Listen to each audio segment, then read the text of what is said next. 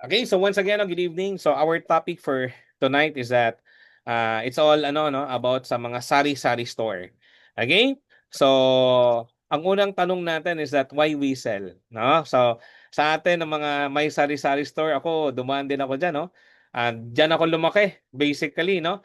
Nung bata pa kami, elementary, high school, meron kaming sariling sari-sari store sa Manticaw, Misamis Oriental. I studied in Mindanao Mission Academy since grade 1 up to 4th year high school sa probinsya lang dito sa Misamis Oriental. Okay? And then may sari-sari store kami doon. Okay?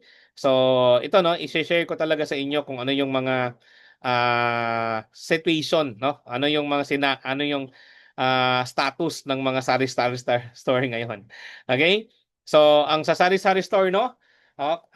Talagang sa Bisaya pa, gapang yawat, maskin pag gamay lang ang ginansya. Okay? Talagang nagsusumikap, no? Nagbubukas talaga ng tindahan kahit na maliit lang yung margin, no? Okay? So na-appreciate ko talaga kung nanay ko dito. Dapat, oh nak, ha, gawa ka talaga ng ice mamayang gabi. Okay? Para tomorrow may ice na tayo, oh, di ba? Oh, so noon 50 centavos lang yung ice, di ba? Oh, magkano lang ba 'yon noon? 50 cents lang. Oh, so magawa ng ice. And then since na yung mother ko is from Zamboanga, no? Bumibili sila doon ng mga vermicelli, ano pa, yung maling, yung Apollo, di ko talaga makalimutan. Apollo ng mga chocolates galing sa Zamboanga City. Okay, then pagdating sa Mantika, doon ibebenta namin. So kahit na maliit lang na margin, okay? Lalo na ngayon, 'di ba? Yung mga sari-sari store, no? Pagpunta nila sa merkado, no?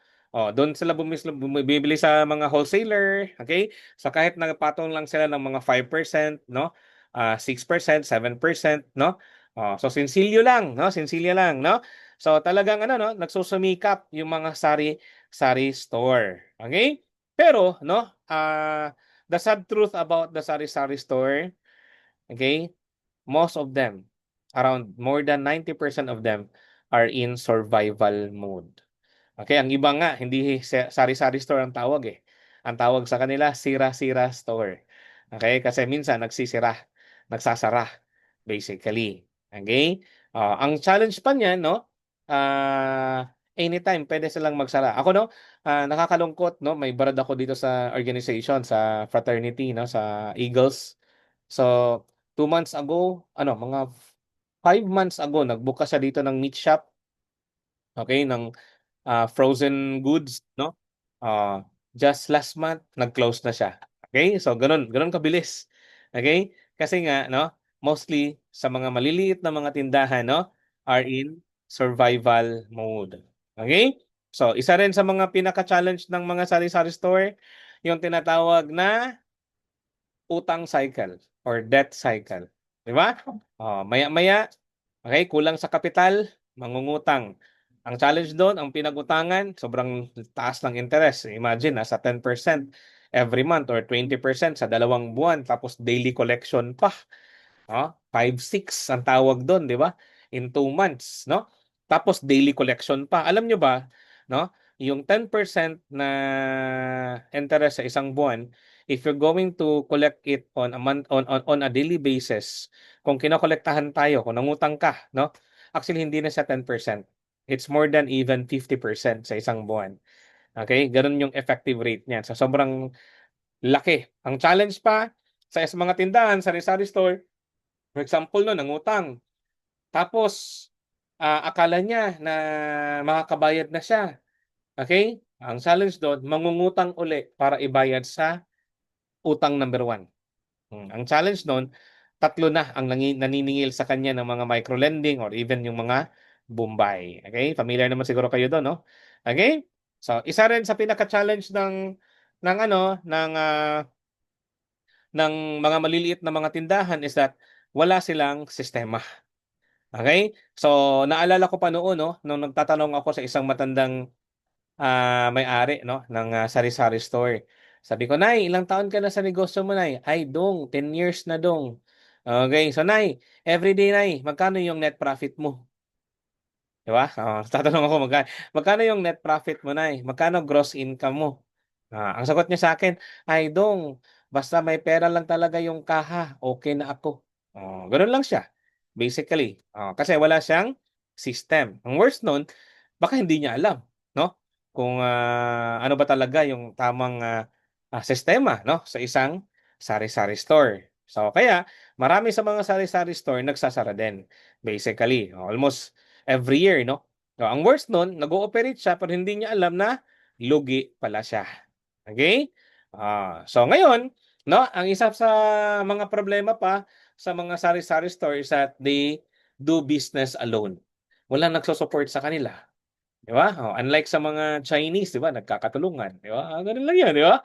Unlike sa mga may pera, di ba? May mga organization, okay? May mga grupo, pero ang mga sari-sari store, no? They work alone. Okay? Nag-iisa lang sila.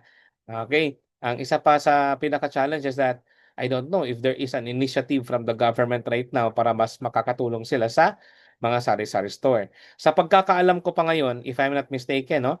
Parang required na ngayon ang mga sari-sari store na magbukas ng ano tawag nito? Parang business permit talaga mismo. Okay? May DTI na, may business permit pa. So, mas lalong lalaki yung gastos nila. Okay? Then, okay lang sana, no, kung ang government is may ipoprovide ng mga system na mas lalong makakatulong sa kanila. But I do believe, no, minsan bumisita ako sa negosyo center, no, walang budget po patungo sa mga sari-sari store. Okay? So, isa din sa pinaka-challenge. Kita nyo tong picture na to, guys? Nakikita nyo to? Okay? Sel, nakikita mo ba to, Sel, na picture? Okay? So, imagine, no? May maliit na tindahan kay Lola, sari-sari store. Di ba? Maliit lang, no? Okay? Tinabihan pa ng 7-Eleven. Di, patay. Kuha nyo. Di ba? Okay? So, sobrang kawawa, no? So, imagine, nandyan na si Lola dyan. Basically, kumikita na sana siya. Wala nang bumibili sa kanya kasi patungo na doon sa 7-Eleven. Okay?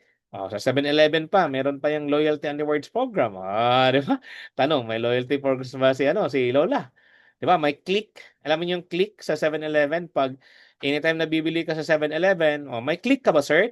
Ano yung click? May points ka, sir. Anytime na bibili ka dito sa 7-Eleven. Di ba?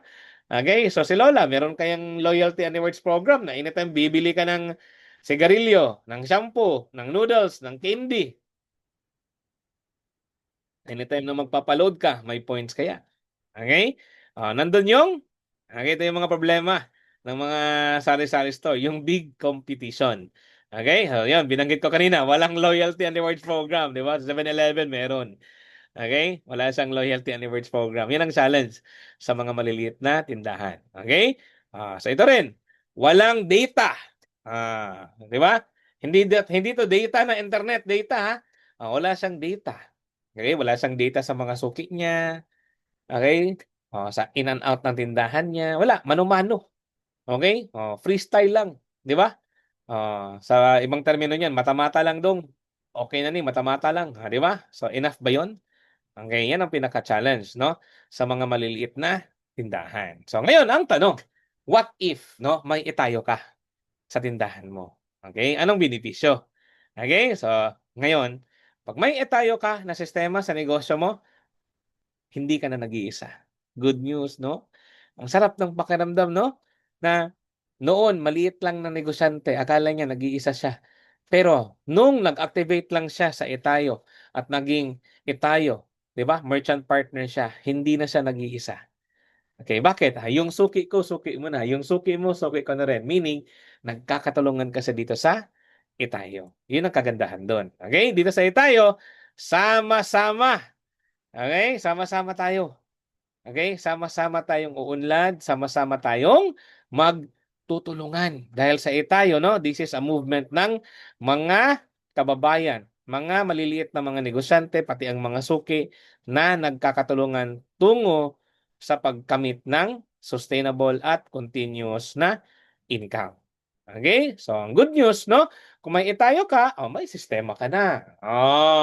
Saan ka bibili ng chippy sa Kapiatos? Sa may points or sa walang points? Siyempre, sa may points. Diba? Scan mo lang yung QR code ni Itayo. Kagad, pwede ka nang mag-register as a shopper. Libre! libre ang shopper. Oh, tapos pwede mong i-upgrade into suki. Oh, di ba? So may sistema ka na. Okay? Then, kung may itayo ka na, ay may repeat sales ka na. Ah, di ba? Saan ka bibili? Ng noodles, ng dilata, ng holiday na beef loaf, di ba? Okay? Oh, ng shampoo, sa may points or sa walang points? Eh, syempre, sa may points. Okay?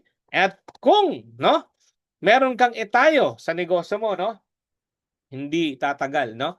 Okay, hindi magtatagal, basically, in the long run, magkakaroon ka na talaga ng mas marami pang income at tinatawag natin na stable income. Bakit? Tuloy-tuloy mong ginagamit, pinopromote sa tayo, dadami yung suki mo. Yung suki, magre-refer ng mas maraming suki. Kasi sa pagre-refer pa na lang nila ng suki, magkakaroon din sila ng kita doon. Nag-refer lang sila, di ba? Nag-activate yung suki, may babalik sa kanila na 25 pesos. Oh, si tindahan naman, anytime na mag-activate siya ng suki, meron din siyang 25 pesos. Okay? So, kalaunan, no? Mas lalong dadami pa ang mga suki. So, magkakaroon ka na mas maraming suki sa tindahan mo, mas mataas yung repeat purchase mo, di ba? At magkaroon ka ng stable na income. Kaya dahil dito sa itayo, no, ito ay movement ng pagtutulungan. Talagang hindi tayo hihinto dito samantalang hindi lahat-lahat, no, nagkakatulungan. Hindi natin maabot yung minimithi nating success sa pagninegosyo natin. Okay? Dahil dito sa itayo may sistema na, may pagtutulungan pa.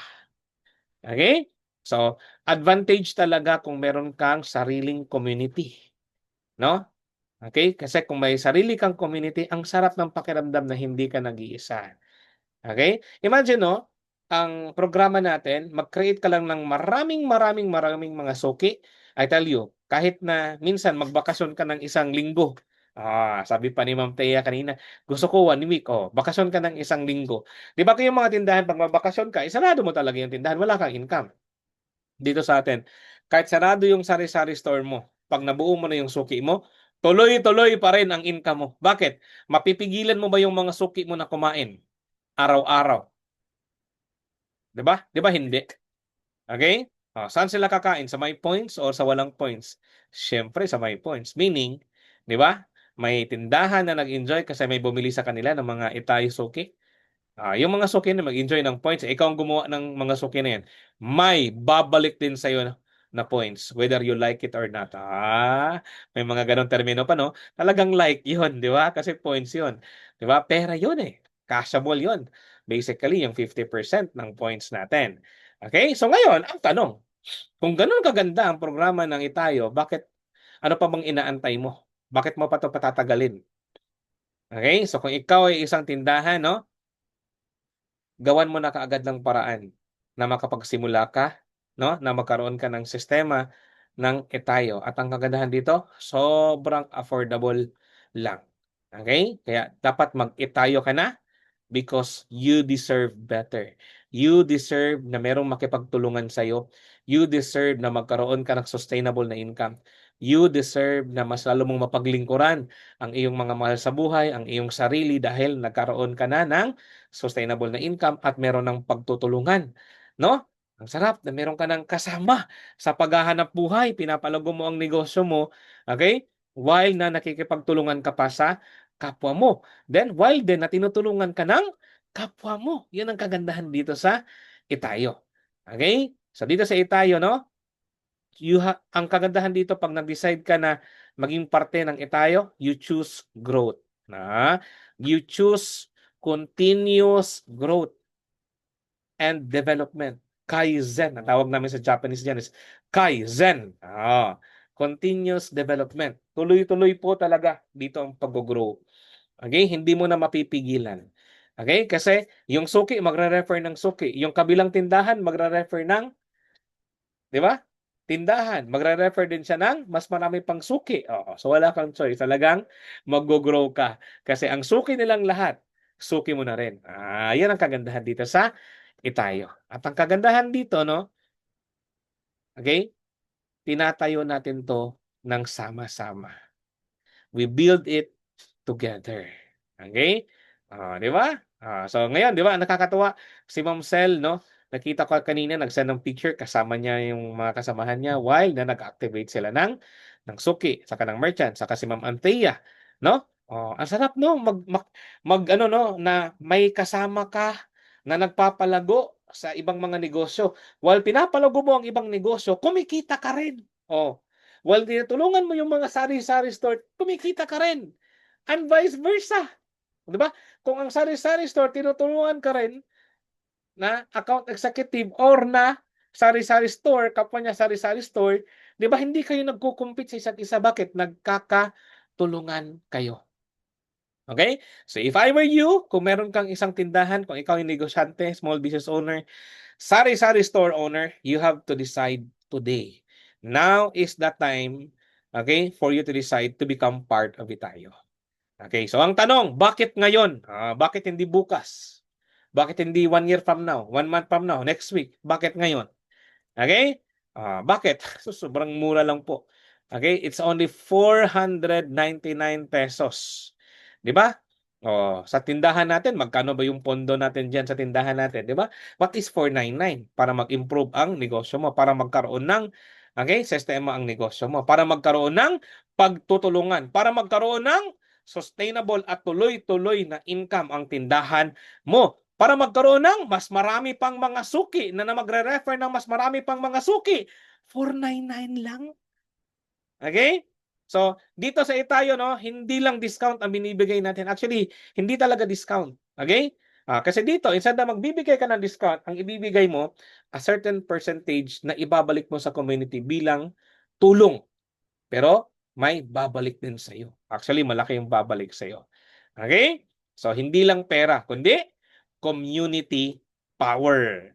Okay? Dahil dito sa Itayo, hindi ka nag-iisa. Okay? So, good news, no? Isa to sa mga pinakamagandang feature ng tindahan program natin na 499 pesos lang. Meron ka pang 7 na levels ng suki. Imagine, no? Yung suki number 1, nag-refer kay suki number 2. Suki number 2, nag-refer kay suki number 3. I tell you, no? With this calculation, madali kang kumita dito ng 30 to 35,000 pesos every month. Additional na income mo na yan sa tindahan mo. Sa kapital na 499 pesos only. Okay? Kaya kabayan, no, kung meron kang isang negosyo, kung ikaw ay isang may-ari ng sari-sari store or maliliit na tindahan or even talipapa, no? This is now your time to upgrade your business para magkaroon ka talaga ng sustainable na income. And it starts with only 499 pesos. Okay? So kung itong video na to, no, ay na-appreciate mo at interested ka na mag-upgrade sa tindahan mo, balikan mo na kaagad ang nagbigay ng video na to. Sabihin mo, you would like to start right now to become Itayo merchant partner. So once again, no, welcome ka dito sa Itayo. Okay? So that's all, no?